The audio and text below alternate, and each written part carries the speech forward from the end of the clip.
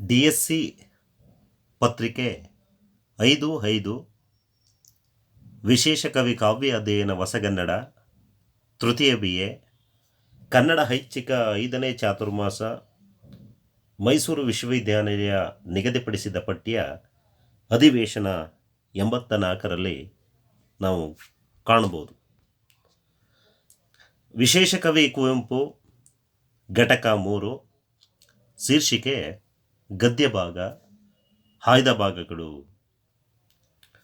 ಉಪಶೀರ್ಷಿಕೆ ಧನ್ವಂತರಿ ಚಿಕಿತ್ಸೆ 1. ಈಗ ಹಿನ್ನೋಟವನ್ನು ನೋಡೋಣ. ಕುವೆಂಪುರವರ ಕೃತಿಗಳಲ್ಲಿ ಅನ್ನದಾಸನ ಸಮಸ್ಯೆಯನ್ನು ತಿಳಿಯಲಾಯಿತು.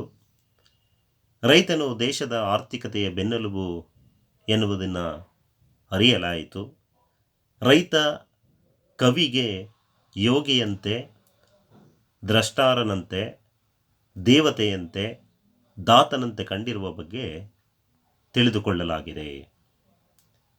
ಇನ್ನು ಮುಂದಿನ ಅಧ್ಯಾಯದ ಕಲಿಕೆಯ ಉದ್ದೇಶಗಳು ಏನು ಅಂದರೆ, ಅನ್ನದಾತನ ಸಮಸ್ಯೆಯ ಬಗ್ಗೆ ಅರಿಯುವುದು, ಕಥೆಯಲ್ಲಿ ಬರುವ ರೈತನ ಬದುಕು ಬವಣೆ ತಿಳಿಯುವುದು, ಆಳುವ ವ್ಯವಸ್ಥೆಯ ಅವಿವೇಕದ ಪರಮಾವಧಿ ಚಿತ್ರಣವನ್ನು ತಿಳಿದುಕೊಳ್ಳಲಾಗುವುದು ಅನ್ನುವ ಧನ್ವಂತರಿ ಚಿಕಿತ್ಸೆಯ ಕಥೆಯ ಹಿನ್ನೆಲೆಯಲ್ಲಿ ನಾವೀಗ ನೋಡ್ತಾ ಹೋಗ್ಬೋದು. ಸಾಲದ ಸುಳಿಯಲ್ಲಿ ಸಿಲುಕಿ ಮಾನಸಿಕವಾಗಿ ಕುಗ್ಗಿ ಹೋದ ರೈತನ ನೆರವಿಗೆ ಯಾರೂ ಬಾರದಿದ್ದಾಗ ಸಾಕ್ಷಾತ್ ವಿಶ್ವಾಮಿತ್ರನೇ ನಕ್ಷತ್ರಿಕನೊಂದಿಗೆ ಆಗಮಿಸಿ ಧನ್ವಂತರಿಯನ್ನು ಕರೆಸಿ ಚಿಕಿತ್ಸೆಯನ್ನು ನೀಡಿ ರೈತನ ಆರೋಗ್ಯವನ್ನು ಸುಧಾರಣೆ ಮಾಡುವ ಕಥೆಯೇ ಧನ್ವಂತರಿ ಚಿಕಿತ್ಸೆ. ರೈತರ ಬವಣೆಯನ್ನು ಇದಕ್ಕಿಂತ ಪರಿಣಾಮಕಾರಿಯಾಗಿ ಚಿತ್ರಿಸಲು ಸಾಧ್ಯವಿಲ್ಲವೇನೋ ಎನ್ನುವಷ್ಟು ಮಟ್ಟಿಗೆ ಸೊಗಸಾಗಿ ಧನ್ವಂತರಿ ಚಿಕಿತ್ಸೆ ಕತೆ ಮೂಡಿಬಂದಿದೆ. ಪಾನಮತ್ತರಾಗಿ ಸುಖಲೋಲುಪತೆಯಲ್ಲಿ ತೇಲುವ ಇಂದ್ರ ವಸಿಷ್ಠನಿಗೆ ಇದರ ಬಿಸಿ ತಾಗುವುದಿಲ್ಲ.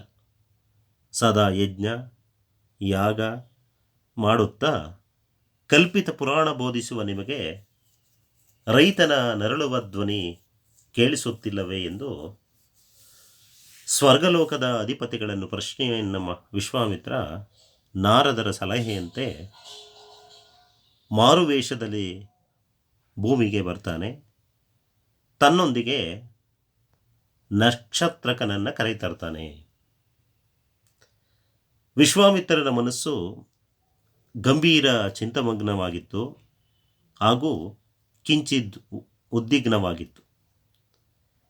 ದೂರದಲ್ಲಿ ಆಮೋದ ಪ್ರಮೋದಗಳಲ್ಲಿ ಹದ್ದಿ ಮೆರೆಯುತ್ತಿದ್ದ ದೇವವಿಲಾಸಿಗಳು, ವಿಲಾಸಿನಿಯರು ಯಾವ ಕಾರಣಕ್ಕಾಗಿಯೋ ಗಹಗೈಸಿ ನಕ್ಕಾಗೊಮ್ಮೆ ಋಷಿ ತಲೆ ಎತ್ತಿ ನೋಡ್ತಾನೆ. ಉಬ್ಬುಗಂಟು ಹಾಕಿ ತುಟಿ ಕಚ್ಚಿಕೊಂಡು ಕ್ಷುದ್ರನಾಗ್ತಾನೆ. ಕೋಟ್ಯಾಂತರ ಕಾಮನಬಿಲ್ಲುಗಳು ರಾಸಲೀಲೆಯಲ್ಲಿ ತೊಡಗಿದ್ದಂತೆ ಮೆಲುಗಾಳಿಗೆ ತಲೆದೂಗಿ ಶೋಭಿಸುತ್ತಿದ್ದು, ಕಂಪಿಡಿದು ಹೂವು ತುಂಬಿದ್ದ ತರುಲತೆಗಳ ಮಧ್ಯೆ ರಂಬೆ, ಊರ್ವಶಿ, ತಿಲೋತ್ತಮೆ, ಘೃತಾಚಿ, ಮೇನಕೆ ಮೊದಲಾದ ಅಚ್ಚರೀಸರೊಡನೆ ಕರಾಲಿಂಗನ ವಿನ್ಯಾಸದಿಂದ ನರ್ತಿಸಿ ಆಡುತ್ತಿದ್ದ ಇಂದ್ರಾದಿ ದೇವತೆಗಳನ್ನು ನೋಡಿ ಸಂಯಮಿಯೋ ವೈರಾಗಿಯೋ ಆಗಿದ್ದ ವಿಶ್ವಾಮಿತ್ರನಿಗೆ ಕನಲಿಕೆಯಾಗುತ್ತೆ ಅನ್ನುವುದನ್ನು ನಾವಿಲ್ಲಿ ಗಮನಿಸ್ಬೋದು. ಇನ್ನು ಧನ್ವಂತರಿ ಚಿಕಿತ್ಸೆ ಗಗನೋನ್ನತವಾಗಿ ಪರ್ವತ ದ್ವೀಪವೆಂಬಂತೆ ಮೇಲೆದ್ದ ಒಂದು ಮಹಾಕಥೆ ಎನ್ನುವುದನ್ನು ಅಭಿಜಾತ ಸಿದ್ಧಿಯನ್ನು ಪಡೆದ ಕಥೆಯಾಗಿದೆ ಅನ್ನಬಹುದು. ಮರಗಳಲ್ಲಿ ಅರಳಿ ಇದ್ದಂತೆ ಕಥೆಗಳಲ್ಲಿ ಧನ್ವಂತರಿ ಚಿಕಿತ್ಸೆ ಅಂತ ಹೇಳಿ ಗುರುತಿಸ್ತಾರೆ. ದೊರೆ ಪುರೋಹಿತ ಶ್ರೀಮಂತರ ಶೋಷಕ ಪ್ರವೃತ್ತಿಯನ್ನು ಪುರೋಹಿತಶಾಹಿಯ ಅಟ್ಟಹಾಸವನ್ನು, ವೈದ್ಯಾದಿ ವಿದ್ಯಾವಂತ ಅಧಿಕಾರಿಗಳ ಭ್ರಷ್ಟಾಚಾರವನ್ನು, ಆಧುನಿಕ ನಾಗರಿಕತೆಯ ವೈಫಲ್ಯವನ್ನು, ವಿಳಂಬಿಸುವ ಭೂಭಾರವನ್ನೆಲ್ಲ ಒತ್ತಿರುವ ರೈತನ ಹೃದಯವೇದಿ ಸಂಕಟವನ್ನು ಪ್ರತಿಮಾ ವಿಧಾನದಿಂದ ಧ್ವನಿಪೂರ್ಣವಾಗಿ ಮಾನವೀಯತೆಯಿಂದ ನಿರೂಪಿಸುವ ಅತ್ಯಂತ ಪರಿಣಾಮಕಾರಿ ಕಥೆ ಇದು.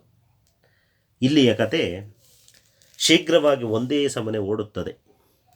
ಭಾವಾನುಭವಗಳ ಹೊರೆ ಭಾರವಾಗಿದ್ದರೂ ಭಾಷೆ ಬಳುಕದೆ ತಿಣುಕದೆ ಕಥಾಕ್ರಿಯೆಯೊಡನೆ ಸರಾಗವಾಗಿ ಹರಿಯುತ್ತದೆ.